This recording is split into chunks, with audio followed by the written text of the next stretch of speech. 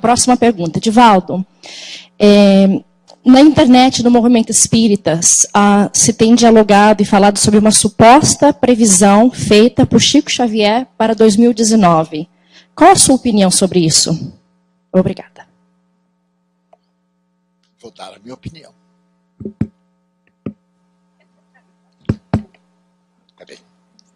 Tá bem.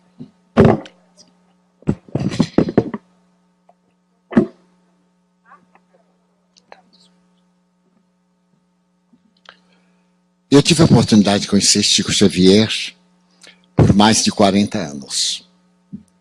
Quando foi propagada essa ideia, me chamou a atenção a maneira pela qual foi propagada.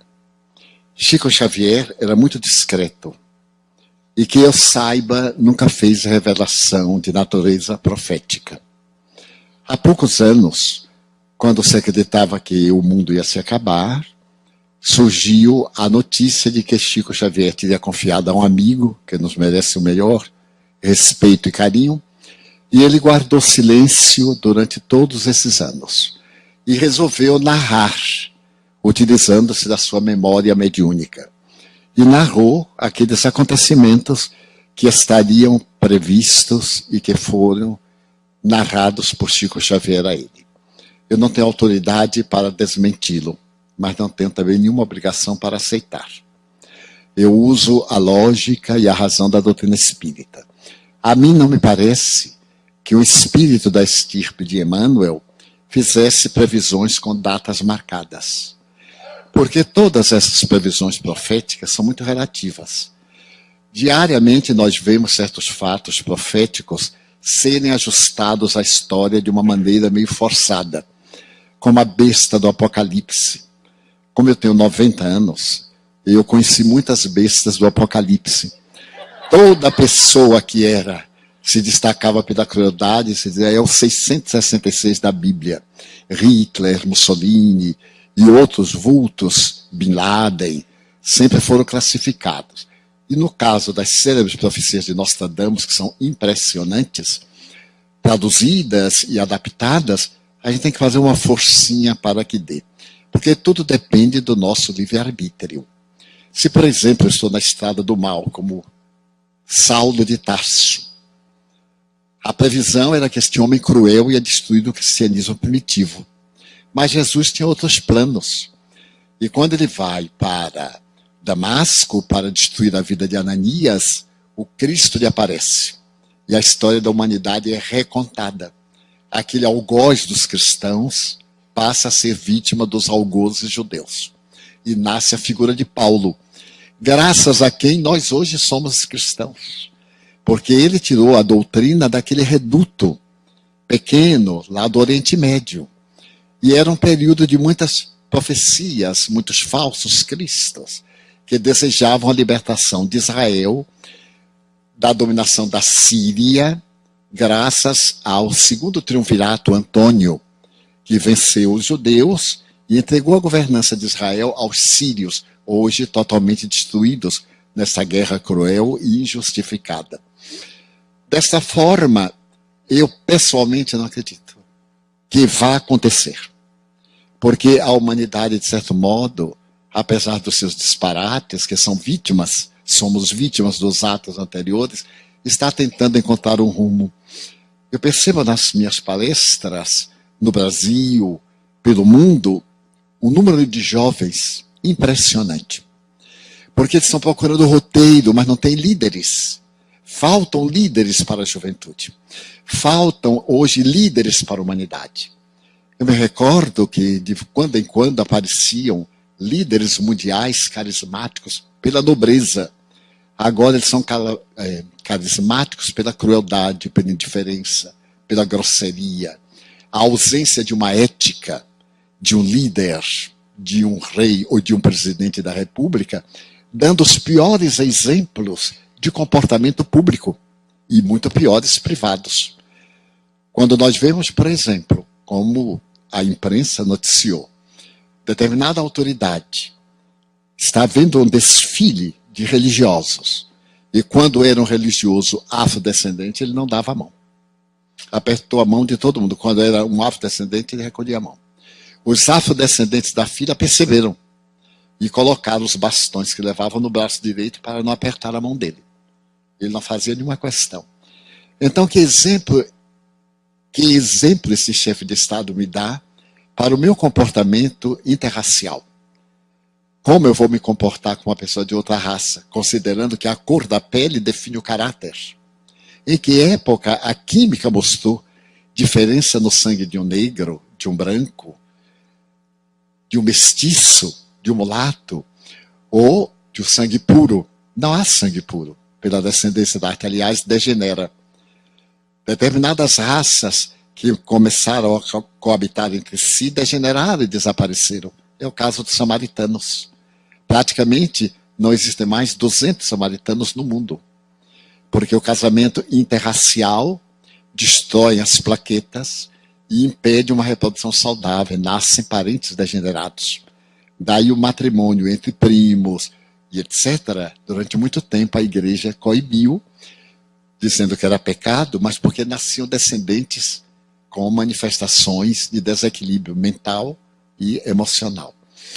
Então, como está muito perto, eu acho que eu não vou morrer nos próximos 2 anos, eu estou na expectativa. Mas eu confesso que, doutrinariamente, nós vemos em toda a obra de Kardec não há uma profecia. Quando ele fala na Gênesis, capítulo número 14, a respeito da Era Nova, ele é muito lato.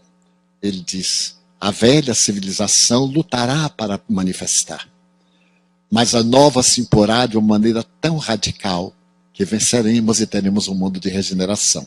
Era bom ler na Gênesis, capítulo 14. É lindo, tudo que Kardec escreve é muito bonito. Primeiro porque ele era um grande literato, era um poeta, mas era um profundo conhecedor da língua francesa. Daí a dificuldade das traduções da obra espírita básica, por causa do purismo, a língua muito pura. E Kardec era portador de uma síntese impressionante. Vou contar uma coisa de humor. Quando me tornei espírita, eu era médium. Aí comecei a receber, frequentar as sessões e pensei que ser espírita era isto. Certo dia me apareceu um espírito e me disse, olha, Edivaldo, você agora tem que estudar o espiritismo. Estudar. Eu disse, pois não, e o que é que eu faço? Leia o Livro dos Espíritos.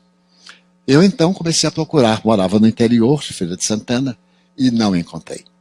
Depois de muito tempo eu encontrei o Livro dos Espíritos, mas era um livro grosso, não tinha uma figura. Naquele tempo tinha gibi, guri, Globo Juvenil, e eu adorava as histórias em quadrinho. Quando eu vi aquele livro horrível, não tinha uma figura, só tinha uma cepa, eu, para atender o espírito, eu comecei a ler. Li a introdução, foi muito bem, mas daí a pouco o capítulo chamava-se Prolegômenos. Eu digo, Ave Maria, o que será isto? E aí eu perguntei para o espírito, Manuel Flamengo de Miranda, ou melhor, Viana de Carvalho. Meu irmão, que são prolegômenos, eles compram um dicionário. Porque o espiritismo é doutrina também de conhecimento. E eu comprei um dicionário. Quando eu fui olhar, não tinha a palavra. Eu disse para o espírito, mas olha, não tem a palavra. Será que ela existe? Aí eu fui olhar a edição francesa, era prolegômeno. Então existia. O espírito me disse, agora você primeiro leia a palavra e compra o dicionário depois. Por fim eu descobri o que era prolegômeno, que eu não vou dizer o que é. Mas é bom dizer, né? É introdução, é prefácio, primeiras palavras. Mas aí, em 2 meses eu li o livro. Quer dizer, fui saltando, aquela letrinha miúda, horrível. Fui saltando. Muito bem. Quando eu terminei, eu perguntei ao espírito, e agora, que livro eu leio? Agora leia de novo o Livro dos Espíritos. Aí eu li por uma questão de honra. E achei Kardec simpático. Mas engraçado, ele fazia perguntas que eu tinha perguntas. Ele era tão inteligente quanto eu. Não era o contrário.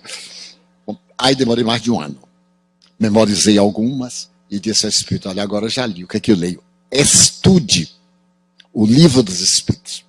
Se você completar 100 anos lendo o Livro dos Espíritos, você vai notar que é sempre novo. E eu disse comigo, que espírito fanático. 100 anos. Ele disse, aí tem tudo que a humanidade deve conhecer. Eu digo, nossa, deve ser muçulmano. Por quê? Quando eu proferi minha primeira palestra numa universidade, foi na formatura de médicos. da Faculdade de Medicina de Salvador. Terminei a palestra e se formou um grupo. Os jovens formandos, conversa vai, conversa vem. De repente, um jovem teve a infeliz ideia de me fazer uma pergunta. E que pergunta? Ele perguntou assim, olha, num campo de vácuo, como se expressa a presença dos espíritos e como se manifestaria o perispírito? Eu não entendi nem a pergunta, imagine a resposta que eu ia dar. Eu então olhei para ele, mas não ia perder a honra. Eu usei uma técnica. Toda vez que faz uma pergunta que ele não sabe, a gente devolve a pergunta. Mas com dignidade. O que é que você pensa? Aí a pessoa tem que dizer qualquer bobagem, né? E a gente fica livre. Eu digo, bem, é um caso bastante complexo, mas o que é que você quer dizer? Ele aí falou lá, eu enrolei e me vi livre. Não disse nada, me vi livre e fiquei com aquilo na cabeça. Eu digo, mas o que será isto? E falando ao amigo, ele disse, é física quântica, Divaldo. Eu digo, o quê? Física quântica. E o que será física quântica? Quando me apareceu o espírito Viana de Carvalho, eu narrei, eu digo, o senhor me enganou. Há mais de 20 anos que eu estudo este livro, sei quase todo de memória, e agora vem um rapaz, um garotão lá, e me embaraça com esse negócio de física quântica. Allan Kardec não fala em física quântica. Ele disse, não fala. Não fala, ele falou que não havia, nem a palavra. Não existia a palavra quântico. Ele não podia falar. Mas o Espiritismo fala. Ele disse, como? Fala. No Livro dos Espíritos está lá essa evolução quântica. Eu digo, de maneira nenhuma. No que eu li não está, o Espiritismo está. Peguei o livro. Eu peguei o livro. E ele me disse, olhe na questão 540. Aí eu me lembrei da danada da questão. Assim, tudo evolve a natureza. Desde o átomo primitivo até o arcanjo. Porque o arcanjo de hoje foi átomo de ontem. Assim como o átomo de hoje será arcanjo de amanhã. Era uma síntese da evolução do átomo. E de toda a peregrinação da física quântica. Para a mentalidade do século XIX. Então a minha admiração por Kardec cresceu de uma maneira grandiosa e fiquei em paz de consciência. Então nós vamos encontrar na nossa doutrina as respostas para todos esses problemas de natureza perturbadora. Portanto, vale a pena que ao nos tornarmos espiritistas, procuremos ler, estudar, dialogar, fazer reuniões de debates, para mostrar que a solução dos problemas humanos e da humanidade estão previstos nesta doutrina que veio dizer na hora própria o que Jesus não podia dizer naquele tempo. Como é que ele poderia falar de embriogenia? Como ele poderia fazer abordagens com um dialeto? Ele falava um dialeto de palavras reduzidas. Na língua portuguesa, somente os verbos da primeira conjugação, cujo exemplo é amar, nós temos 10.000 verbos. No dialeto que ele falava, não existem 10.000 substantivos. Daí a mesma palavra era usada com várias significações. E as significações eram entonação verbal, porque não havia praticamente a escrita. A escrita era privilégio de alguns. Daí muitas vezes nós vemos, e aquele que não odiar pai e mãe não será digno de mim. Amai a vosso pai e a vossa mãe. Está errado, tem um paradoxo. É que o verbo odiar é também gostar menos e não detestar. É como a palavra manga na língua portuguesa. A manga do casaco. A manga fruta. A manga de capim. A manga de zombaria, o verbo mangar. Eu estou mangando de você, estou zombando. Tem 5 significados. Então a gente só vai entender pela frase. Nunca poderá entender verbal, literalmente, por causa da sua amplitude. Dessa forma, nós podemos constatar que o Espiritismo veio como consolador para realmente libertar-nos da ignorância.